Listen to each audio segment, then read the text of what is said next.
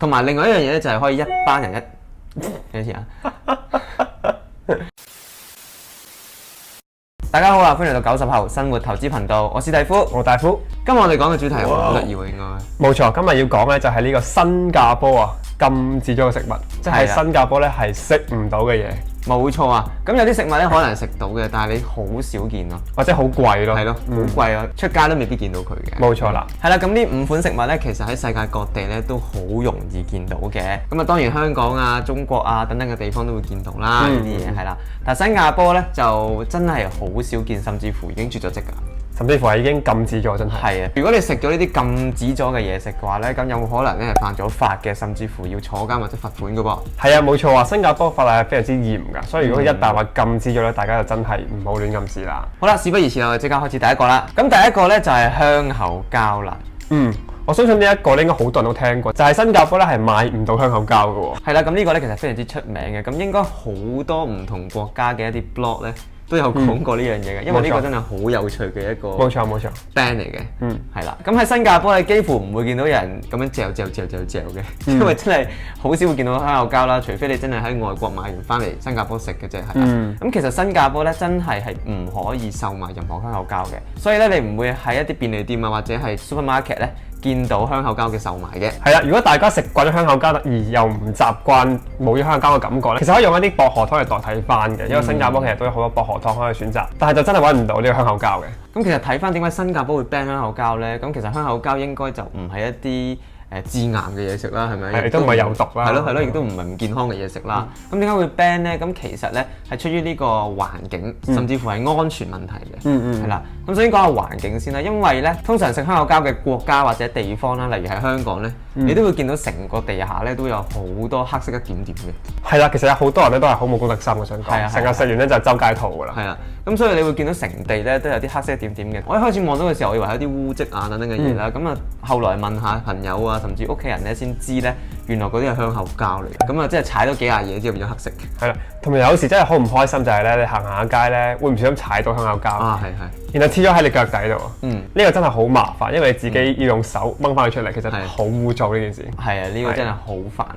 咁另外一樣嘢就係安全問題啦。咁因為咧有啲好頑皮嘅小朋友咧，應該係或者我唔知啊，應該係小朋友噶啦，就將嗰啲香口膠食完之後啊，黐喺嗰啲 MRT 啊，或者係一啲 lift 嘅一啲感應器嗰度，咁啊導致呢啲 lift 啊同埋 MRT 咧就會有失靈或者故障啦，咁就好容易發生一啲意外嘅。哦，原來咁。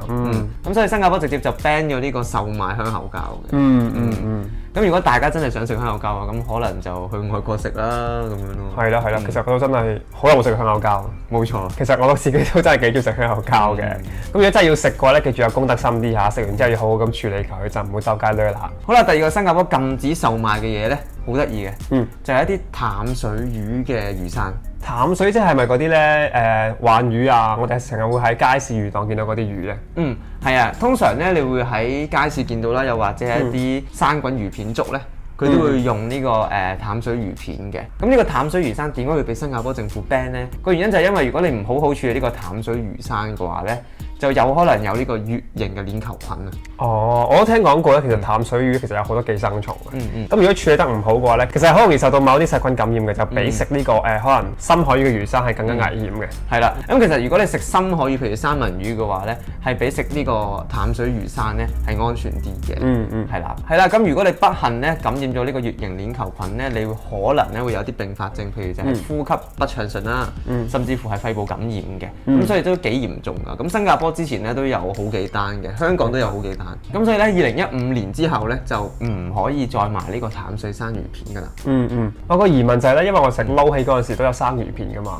咁其實新加坡以前係咪用呢個淡水生魚片嚟撈嘅咧？如果大家知道嘅話咧，可以 comment 同我講下嘅。哇！呢個真係唔知喎。係咯。但係其實如果你問我嘅話咧，我會覺得三文魚比較 fit 啲嘅，因為三文魚咧紅色啊嘛，咁同新年咧都好 fit 嘅。個顏色比較咩？係咯。咁第三個新加坡食唔到嘅咧，就係啲動物嘅血啊，譬如話鴨血啦、豬紅啊，呢啲都係買唔到啊，食唔到嘅。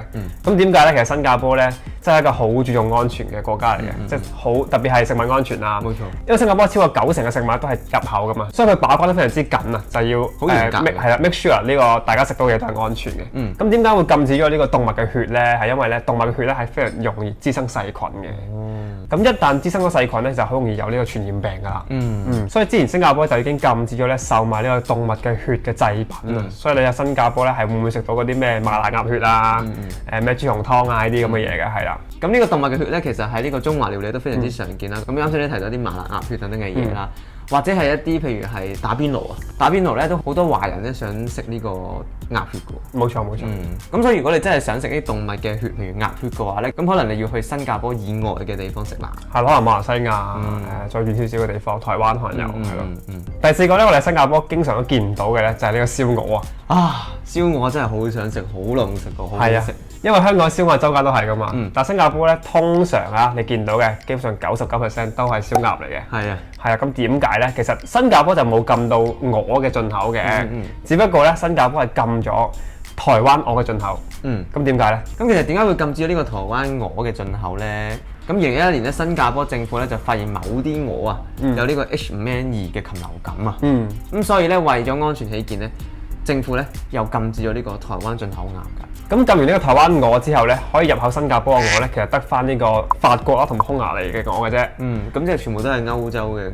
係啦，咁入口呢兩個國家嘅鵝咧係非常之貴嘅。咁就所以咧好多店家其實都負擔唔起呢個咁高昂嘅成本啦，就將佢轉晒做鴨肉嘅。特別 Hawker Centre 啊，冇可能係啦，咁貴一隻鵝放喺 Hawker Centre 賣㗎嘛。冇錯。所以你見到出邊大部分咧，依家賣緊可能燒味鋪嗰啲都係燒鴨嚟嘅。如果你見到燒鵝，真係同我哋講，我真係冇見過㗎嘛都。係，我真係好想食燒鵝，好耐冇食過。好啦，最後一樣禁止嘅嘢食咧，咁其實佢唔係一個嘢食嚟嘅，嚴格嚟講，咁佢係吸嘅。咁呢樣嘢其實喺世界各地都非常之出名同埋常見嘅，咁佢就係水煙 Shisha 啦。係啦，水煙喺香港真係周街都係，基本上你去蘭桂坊啊啲酒吧嘅街啊，其實都見到有。係，因為打卡嚟講咧，其實都係幾型嘅，你見到嗰個水煙一嚿咁樣喺度，係咪？同埋另外一樣嘢咧，就係可以一班人一齊食啊。咁水煙其實好多口味啦，好多水果味等等嘅嘢啦，咁所以咧年輕人咧真係非常之中意嘅。但係點解新加坡咧會禁咗水煙嘅咧？咁其實點解咧？因為水煙咧通常咧都係年輕人食噶嘛，即係普遍咧我哋見到咧都係啲比較後生啊嘅人群啦，中意食水煙嘅。打卡咪係啦，型咯同埋係咯。咁同埋咧食水煙嘅時候，通常啊都係一群人食嘅，即係作為一個社交活動咁樣去進行啦。咁政府又擔心啊，如果佢哋啲年輕人咧喺呢個年紀食咁多水煙嘅話咧，其實咧係會更加容易令到佢接觸一啲真嘅煙嘅，即係佢真係食嗰啲一包包嘅煙啦。咁大家都知新加坡其實係一個好注重呢個國民健康嘅國家嚟㗎嘛。所以佢就唔想增加太多嘅一個吸煙人群啦。新加坡其實對呢個醫療負擔或者對成個社會嘅影響都好大嘅。同埋二手煙咧都有啲煩我覺得。所以喺呢個2016年咧，政府已經全面禁晒呢個水煙嘅銷售同埋呢個販賣㗎啦。所以而家我哋喺出邊嘅酒吧咧係見唔到水煙㗎。冇錯啊。同埋咧，大家唔好以為水煙其實比較健康，其實就唔係嘅。咁其實咧 MOH 之前都已經講過嘅，大家食水煙嘅時間咧係around 呢個45分鐘啦，至1個鐘嘅話咧，其實咧你吸入嗰個水煙嘅量咧係等於你食咗100支嘅真實嘅煙㗎。100支？係啊，其實嗰個 harmful effect 其實非常之大嘅。